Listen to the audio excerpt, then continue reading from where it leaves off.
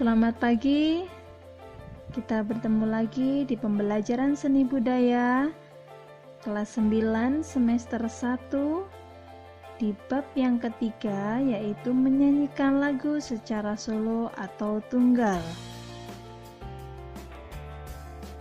Setelah mempelajari bab 3 ini, diharapkan siswa dapat menentukan materi vokal yang dimiliki, menjelaskan dan melaksanakan teknik vokal yang baik, menyanyikan lagu sesuai pilihan sendiri dengan teknik vokal yang baik, menentukan penampilan yang baik dalam bernyanyi solo atau tunggal, dan yang terakhir, melatih dan menyanyikan lagu yang sudah disiapkan improvisasinya secara solo atau tunggal.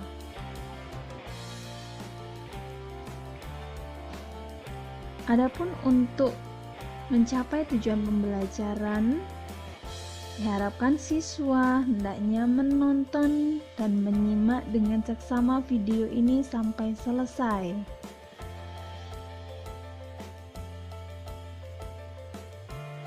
Apa itu bernyanyi?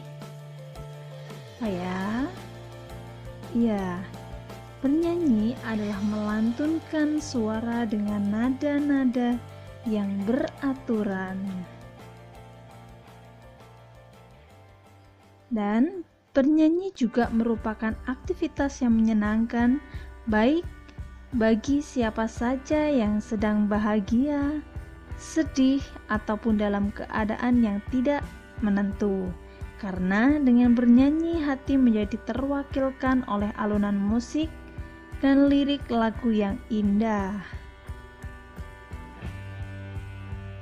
Ada beberapa jenis penampilan bernyanyi yang sering kita lihat di televisi ataupun secara langsung di sebuah panggung. Ada yang bernyanyi sendiri dengan iringan musik dari CD, ada juga yang tampil dengan band lengkap. Lalu ada juga yang bernyanyi bersama-sama, lebih dari 2 orang. Semua penampilan tersebut tentunya memiliki keunikan dan sisi menarik yang berbeda, karena memang dari segi persiapan dan sarana pun akan memiliki detail yang berbeda di setiap jenis penampilan. Jenis penampilan vokal solo atau tunggal seringkali dinilai penampilan yang paling sederhana dan tidak banyak membutuhkan banyak sarana dan prasarana. Padahal sebenarnya sama saja. Setiap penampilan vokal solo justru memiliki beban yang lebih berat karena seluruh keberhasilan penampilannya sangat tergantung kepada sang vokalis atau penyanyi itu sendiri. Ya, berikut ini adalah hal yang harus diperhatikan, harus benar-benar dipahami dan siapkan seorang vokalis yang akan bernyanyi solo atau tunggal, yaitu materi vokal.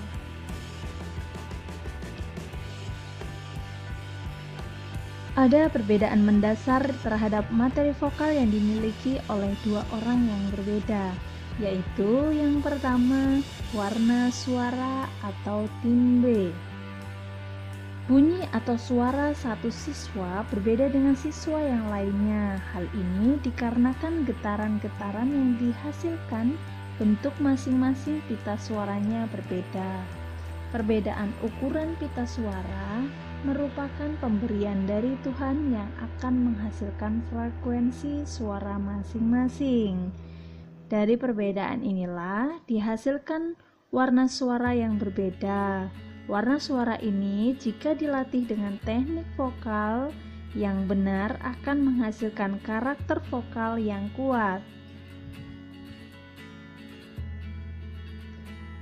Yang kedua, wilayah nada. Kemampuan seseorang dalam mencapai ketinggian dan rendahnya nada menyebabkan seseorang memiliki wilayah nada tertentu. Setiap Orang memiliki wilayah nada yang berbeda-beda sesuai dengan ketebalan pita suara yang dimiliki. Upaya seseorang itu dalam mengolah teknik vokalnya. Dengan kata lain, wilayah nada seseorang bisa bertambah dan berkurang sesuai dengan intensitasnya dalam berlatih olah vokal. Nah, berikut ini pengelompokan wilayah nada sesuai ambitusnya. Yang pertama itu adalah suara anak-anak. Wilayah nada suara laki-laki dan perempuan pada usia anak-anak mempunyai ketinggian yang sama. Perbedaan akan terjadi ketika anak laki-laki beranjak dewasa. Ada perubahan wilayah nada berdasarkan perubahan fisik yang mereka alami. Misalnya, tumbuhnya jagun di leher laki-laki. Batas wilayah nada yang dimiliki anak dibagi menjadi dua. Yang pertama adalah suara anak-anak tinggi. Wilayah nadanya dari nada C sampai F. Yang kedua, suara anak rendah.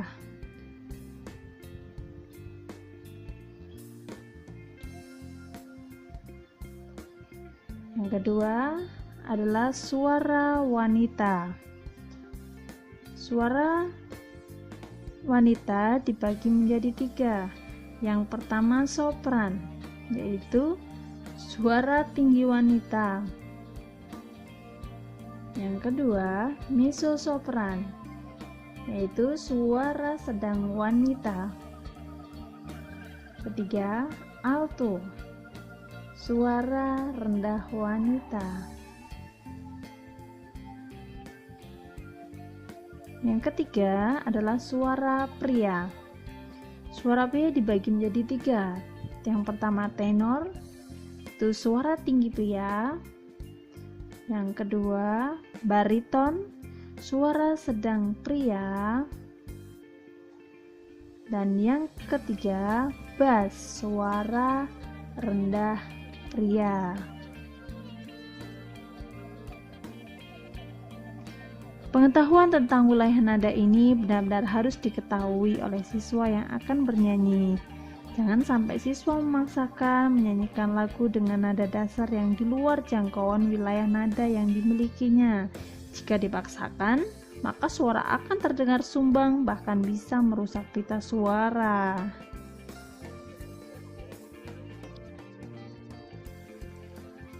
Teknik vokal. Bernyanyi merupakan kegiatan yang menyenangkan baik bagi pendengarnya maupun bagi penyanyinya sendiri.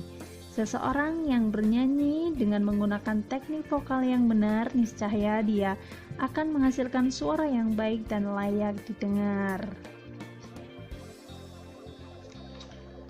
Seorang penyanyi yang baik hendaknya dapat memiliki teknik vokal berikut ini yang perlu diperhatikan. Yang pertama adalah sikap bernyanyi. Bernyanyi yang baik harus diawali dengan sikap bernyanyi yang baik pula, karena sikap berdiri yang baik ini dapat memaksimalkan tenaga untuk bernyanyi. Berikut ini cara berdiri yang baik pada saat bernyanyi. Yang pertama, badan tegak dan rileks, kaki dibuka sedikit. Yang kedua, berat badan bertumpu di kedua kaki dengan seimbang. Yang ketiga, dada dibusungkan tapi tetap rileks. Keempat, pandangan lurus ke depan. Yang kelima, posisi tangan rileks di samping kiri dan kanan. Yang kedua adalah pernapasan. Pernapasan dalam teknik vokal dikelompokkan menjadi tiga. Yang pertama adalah pernapasan dada. Dilakukan dengan cara mengisi udara dalam paru-paru bagian atas. Pernapasan ini sangat pendek dan tidak cocok digunakan dalam vokal. Dalam pernapasan dada, bagian tubuh yang mengembang adalah dada. Jenis pernapasan ini biasanya dipakai untuk menghasilkan nada-nada rendah. Namun kelemahannya, sang penyanyi akan mudah kehabisan napas sehingga kurang baik dipakai ketika bernyanyi.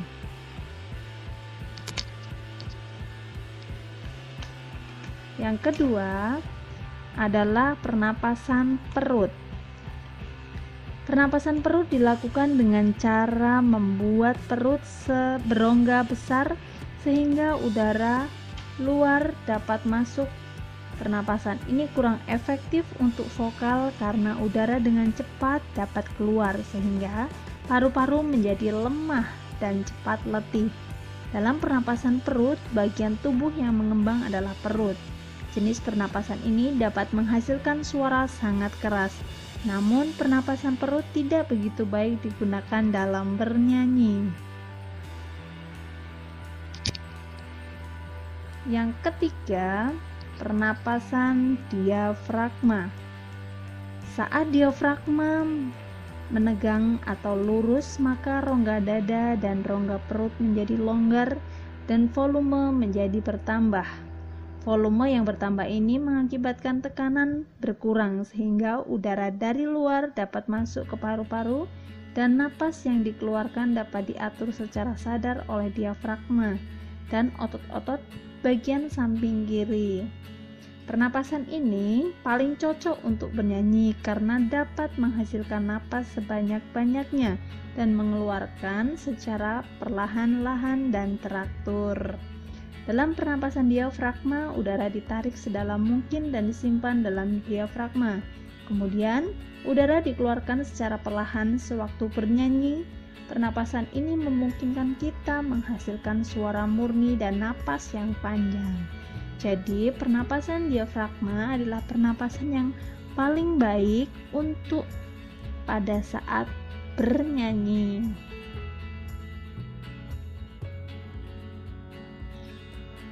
Teknik vokal yang ketiga adalah resonansi. Resonansi dalam bernyanyi, seorang harus dapat mengemakan suara dengan cara menempatkan sumber suara agar suara lebih keras pada saat dikeluarkan dan sampai kepada pendengar. Proses menggemakan suara ini disebut dengan resonansi. Ada 3 jenis resonansi atau tempat memantulkan sumber bunyi sesuai fungsinya, yaitu yang pertama, resonansi dada. Resonansi dada memantulkan sumber bunyi pada bagian dada akan menghasilkan suara rendah. Jika akan memproduksi suara yang rendah, hendaklah menggunakan resonansi dada agar nada rendah dapat dicapai dengan tepat dan halus. Yang kedua adalah resonansi hidung. Memantulkan sumber bunyi pada bagian wajah seputar hidung, yaitu meliputi tulang rahang, mulut, sampai ke pipi, akan menghasilkan suara sedang yang tepat dan halus. Selain itu juga, kerja tenggorokan tidak terlalu berat dan tidak mudah lelah. Suara yang dihasilkan pun akan terdengar lebih bening dan bersih. Yang ketiga, resonansi kepala. Memantulkan sumber bunyi pada bagian kepala akan menghasilkan suara tinggi dan halus. Untuk dapat menghasilkan nada-nada tinggi yang tepat dan halus, resonansi kepala ini harus juga disupport dengan kerja otot diafragma yang maksimal juga. Jangan sekali-kali memaksakan memproduksi suara tinggi di tenggorokan, karena sudah pasti nadanya tidak akan sampai dengan tepat. Suara tidak bening dan akan terasa sakit di tenggorokan. Dan jika hal ini sering dilakukan, maka akan merusak kualitas pita suara.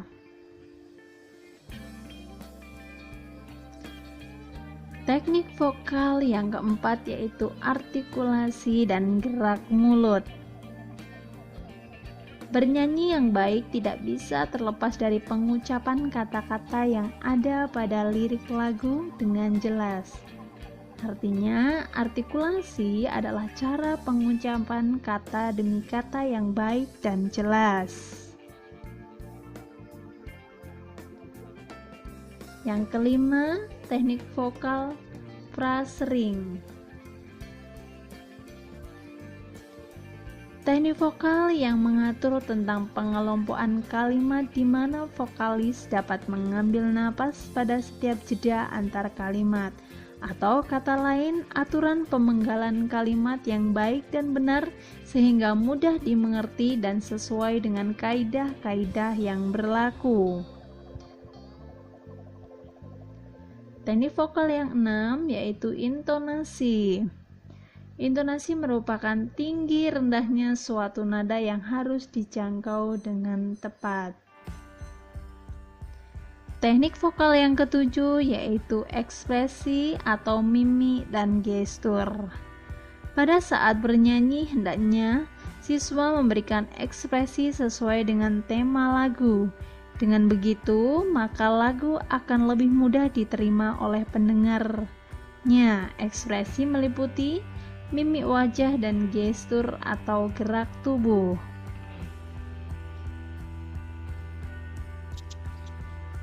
Coba kalian perhatikan tayangan konser seorang penyanyi di televisi atau secara langsung di sebuah panggung yang besar. Lihatlah bagaimana penampilan mereka. Dapat dipastikan seorang penyanyi yang profesional akan mempersiapkan penampilan mereka mulai dari baju atau kostum yang digunakan, gaya rambut, sepatu, aksesoris, dan riasan wajah yang akan disesuaikan dengan tema acara, tema lagu, dan tempat yang menjadi tempat tampil untuk bernyanyi. Hal ini dilakukan agar pertunjukan menyanyi mereka akan lebih indah dilihat dan berkesan. Latihan improvisasi lagu secara solo atau tunggal. Improvisasi adalah melakukan sesuatu tanpa persiapan. Dalam bernyanyi merupakan pengembangan ornamentasi pada sebuah lagu dengan tujuan agar lagu terdengar tidak membosankan dan lebih menarik. Improvisasi ini tidak dilakukan pada sebuah bagian lagu, hanya pada bagian-bagian tertentu saja agar bentuk lagu yang aslinya tetap jelas, karena sifatnya untuk memperindah lagu. Berikut ini variasi lagu dapat dilakukan dengan mengubah 3 unsur lagu. Yang pertama, ritmis. Perubahan dalam irama lagu, misalnya lagu yang diciptakan dalam irama pop divariasikan dengan cara dibawakan dengan iringan irama jazz atau dangdut. Yang kedua, melodis. Biasanya berupa penambahan nada dengan jarak nada yang berdekatan. Yang ketiga, dinamika. Perubahan bunyi keras dan lembut pada bagian lagu sesuai dengan kesan yang akan disampaikan. Demikian materi pembelajaran daring kali ini. Untuk tugas silahkan kalian lihat uji kompetensi pengetahuan di buku paket seni budaya kelas 9 pada halaman 54. Dikerjakan di buku latihan kalian. Dan jika ada hal-hal yang perlu dipertanyakan atau belum dipahami, silahkan langsung menghubungi ibu atau lewat grup Mapel Seni Budaya. Untuk materi selanjutnya yaitu lagu populer dalam sajian vokal grup. Sampai jumpa, tetap semangat belajar dan harus jaga kesehatan. Selamat pagi.